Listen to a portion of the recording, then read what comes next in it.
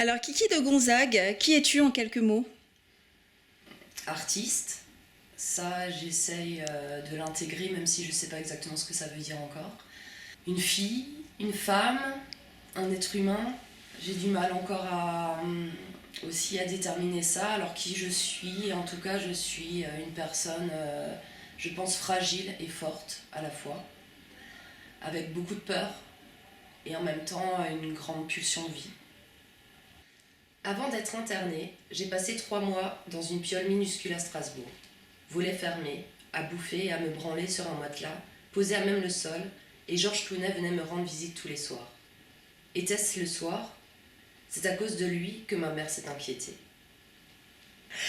Alors, ton premier ouvrage, Raconte pas ta life, pour lequel je t'interviewe aujourd'hui, est un uppercut. Il claque comme un pétard dans les doigts, tes mots sont crus. On y aborde des sujets tels que le sexe, le corps, la dépression et l'art. Kafka disait qu'on ne devrait lire que les livres qui vous mordent et vous piquent. Si le livre que nous lisons ne nous réveille pas d'un coup de poing sur le crâne, à quoi bon lire? Un livre doit être la hache qui brise la mer gelée en nous. Est-ce là pour toi la définition de la littérature? Alors pour moi, ça peut être une bonne définition, pas que de la littérature, mais de l'art en général. Et en même temps, je pense que c'est le fait que ce soit une injonction ne marche pas forcément parce que j'aime laisser de la liberté à la manière dont la personne, le public va appréhender l'œuvre. Donc on ne peut pas le forcer à être bousculé. On peut pas. Moi, quand j'ai écrit, j'ai pas intentionnellement voulu faire une œuvre percutante ou choquante. Si elle l'est pour certaines personnes, c'est que ça vient parler directement à leur propre histoire aussi. Et je crois que dans toute œuvre, c'est ça qui compte en fait, c'est de laisser cette part de non formulée et cette part de vacances en fait, où l'autre peut réécrire ou retisser sa propre histoire à sa manière et plus ou moins consciemment d'ailleurs, parce que souvent même moi j'ai été face à une œuvre qui m'a complètement bouleversée sans savoir exactement pouvoir l'expliquer directement. Alors ton premier ouvrage, qui est édité par les éditions By Motoko, est à la frontière entre le récit et l'autobiographie. Le titre joue l'ironie. On y suit un échange entre l'artiste et un personnage qui lui donne ses impressions au fur et à mesure des paragraphes. Est-ce que tu as choisi cette forme littéraire ou s'est-elle imposée à toi? Je crois qu'elle s'est imposée. Dans le sens où à la base c'était tous les textes en gras n'existaient pas, il y avait vraiment que un recueil de textes disparates que ensuite j'ai réarrangé, donc ils sont pas dans l'ordre chronologique d'écriture. Et puis il fallait qu'il y ait du lien en fait, et je savais pas du tout parce que déjà au moment où j'ai écrit Raconte pas ta life, je n'étais pas écrivain. Je ne me rendais pas compte que ce livre, que ces écrits en tout cas allaient devenir un livre, et que le désir aussi de devenir écrivain et de créer des livres allait émerger. Mais c'était vraiment pas du tout le cas au moment même où j'écrivais. Et du coup, il fallait que ça prenne une forme en fait. C'est un petit peu de la même manière que quand on dessine. On va dessiner un sujet, on va mettre en place des couleurs, mais à un moment donné, tout ce qui est de l'ordre du croquis va avoir son existence propre et une deuxième existence quand on va commencer à faire une composition ou quand on va commencer à l'accrocher ou à le mettre en scène. Et donc du coup là, oui, c'est un peu ça, c'est que j'ai mis mes textes en scène. Et en fait, l'idée m'est venue parce que j'ai écrit en échangeant avec Yves Tenré, qui était un de mes anciens profs aux Beaux-Arts, que j'avais complètement perdu de vue et avec lequel on a repris contact via Facebook. Il m'a accompagné dans l'écriture, mais sans toutefois m'influencer du tout, parce que ça reste ma propre histoire, ça reste mes propres mots, mais juste peut-être pour la forme ou pour me pousser quelquefois à aller plus loin, enfin des choses comme ça. Et du coup, je me suis dit, tiens, je vais essayer de deviner, de me mettre à la place de cet homme que je ne connaissais pas beaucoup, et de me mettre à la place d'un autre pour me répondre à moi-même. Et ça a été très rigolo parce qu'à un moment donné, je pense que c'était vraiment une deuxième partie de moi en fait qui parlait. qui me parlait à moi-même. Et il y a eu cette situation-là, d'être une autre partie de moi et d'être quand même moi-même à me regarder et à me répondre. Et en même temps, le jeu de se mettre à la place d'une personne qui ensuite, dans les autres écrits que j'ai pu faire par la suite, m'amuse de manière un peu perverse parfois, de pouvoir m'imaginer être quelqu'un de complètement différent de la personne que je suis. Alors comme j'ai dit, tu utilises un ton percutant, tu parles comme une mitrailleuse, il y a un ton en fait très naturel. Un rythme très saccadé qui s'installe. On a l'impression que tu t'es pas du tout censuré quand tu as écrit. Est-ce le cas? Est-ce que c'était le but d'ailleurs en fait de parler et de ne pas se censurer, d'écrire tout ce qui te passait par la tête? Exactement. J'ai en aucun cas voulu me censurer, mais en même temps en aucun cas voulu être comment dire violente dans mes propos ou jouer un rôle que je n'étais pas ou de me prendre pour mais c'est d'une spontanéité, d'une sincérité totale. J'ai pas du tout réfléchi pendant que j'écrivais, c'était très impulsif en fait. Les mots venaient comme ça. Après, si, je travaille un petit peu avec le dictionnaire des synonymes, etc., parce que j'adore la langue française et j'adore jouer. En fait, c'est plus au niveau du rythme, de la couleur des mots, de leur matière. C'est encore une fois, je le compare vraiment aussi au dessin ou à des choses comme ça où on va dessiner, on va mettre des choses en place, mais là voilà, on va mélanger les médias, on va mettre de l'aquarelle ici, on va mettre un trait de feutre ici. Le langage, en tout cas la langue française, nous permet de jouer comme ça. Mais après non, c'était vraiment très sans intention, j'avais aucune intentionnalité au moment de l'écriture, c'est vraiment venu voilà, comme ça. Et alors, c'est vrai que mes proches qui me connaissent ont été plutôt choqués.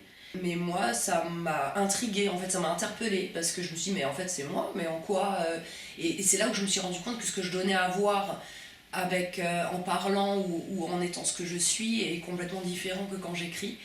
Et du coup, c'est drôle parce que pour moi, c'est pareil. Mais en fait, non, parce que je me sens beaucoup plus peut-être, même si je peux avoir quelquefois du bagou, les mots ont plus de mal à sortir oralement que par l'écriture. Rythme 0. L'artiste fait la planche 7 heures par jour, 6 heures de suite, sans manger pendant 4 mois. Rythme 4. L'artiste se fait violer par son compagnon tous les soirs et il lui dit que c'est normal de se forcer quand on aime. Rythme 7. L'artiste se fait enfermer en HP pendant 2 mois et crée une œuvre en résonance où elle se filme en train de s'empiffrer. Rythme 2. L'artiste développe un rituel totalitaire et dénombre, pèse, classe et calcule toutes ses dépenses et ses consommations énergétiques qu'elle inscrit méticuleusement dans des carnets sur une période de 2 ans. Rythme 8. L'artiste boit. Rythme 3. L'artiste baise. Rythme 6. L'artiste se fait baiser. Rythme 1.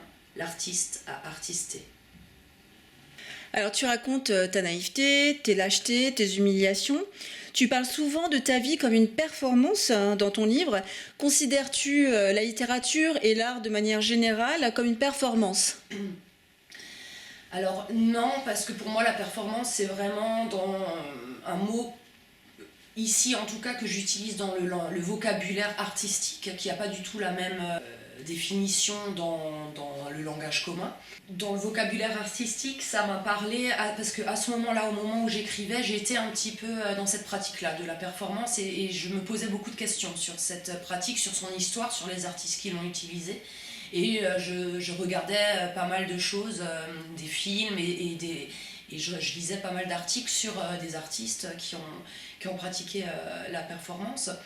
Et donc du coup, ça m'a influencé à ce moment-là. Après non, je ne crois pas que l'art ou l'écriture ou la littérature soit une performance, ni dans une définition ni dans l'autre. La performance fait partie de la littérature et de l'art, mais ça ne l'est pas en globalité. Il faut rester humble quand on est artiste ou quand on est écrivain ou quand on est... Je pense que c'est là où on est le plus juste. On pose toujours la question, mais tout le monde peut être artiste. Oui, peut-être, je sais pas. À un moment donné, la performance qu'on fait, peut-être, c'est qu'on accepte de l'être et qu'on va le faire jusqu'au bout. Et c'est là où c'est peut-être une performance. Alors, tu racontes ton passage de 2 mois à l'hôpital psychiatrique de Rouffach à 18 ans. Cioran disait « On ne devrait écrire des livres que pour y dire des choses qu'on n'oserait confier à personne ». Qu'en penses-tu ? Ben encore une fois, c'est un petit peu la même sensation que j'ai pu avoir avec la première citation de Kafka, hein, c'était Oui. ça. Je suis d'accord et pas d'accord parce qu'on ne peut pas imposer en fait un état de fait à l'autre. Oui, effectivement, l'écriture pour beaucoup de personnes, même des non-écrivains et des gens qui publient pas et qui montreront jamais leurs écrits, peut avoir un côté cathartique ou thérapeutique, je ne sais quoi, mais c'est un peu le principe aussi du journal intime ou ce genre de choses, et de même que l'art brut qui peut être aussi voilà, un moyen d'expression. Là où on devient artiste, c'est quand le moyen d'expression s'adresse à l'autre et va se mettre en scène et va aussi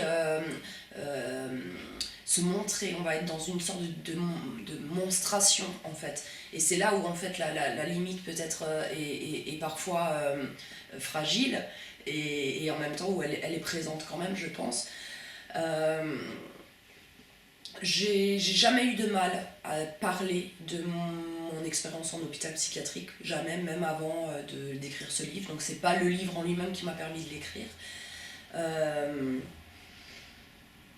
Après, oui, peut-être qu'il y a des choses dont je n'avais jamais parlé, qui sont apparues dans le livre. Mais à partir du moment où elles ont été lâchées sur le papier, je les ai assumées tout de suite. Je me suis dit que si c'était là, il fallait que je l'assume. Et je crois que le plus gros travail, en fait, n'a pas été d'écrire ou de retravailler ou de retravailler la forme du bouquin, etc. Parce que c'était quand même un travail un peu sur plusieurs mois, mais elle a été quand j'ai lu le bouquin devant mon père, par exemple. Alors là, oui, il fallait que ma voix ne tremble pas jusqu'au bout et que j'assume de porter mon regard et son regard, en fait. C'est ça qui a été...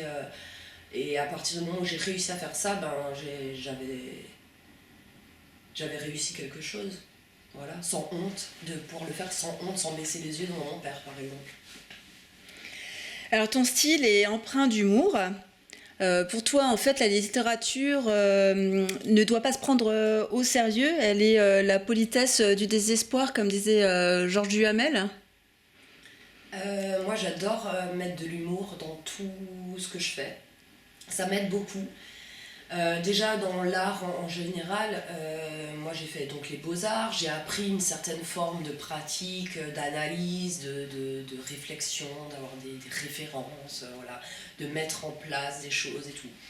Bon bref, il y a plein de choses très très intéressantes, il ne faut pas cracher dans la soupe, moi je suis quelqu'un qui a toujours désireuse d'apprendre, qui en manque encore de ressources, voilà, mais il y a des choses très chiantes dans l'art contemporain, il y a des choses très chiantes dans la littérature aussi, et dans toute forme d'art, à partir du moment où quelqu'un va fixer une règle et que c'est ça qui marche et pas le reste.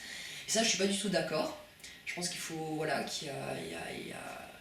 c'est justement le monde de l'art qui devrait pas être enfermé dans des règles et dans quelque chose d'assez... dans des procédures, en fait.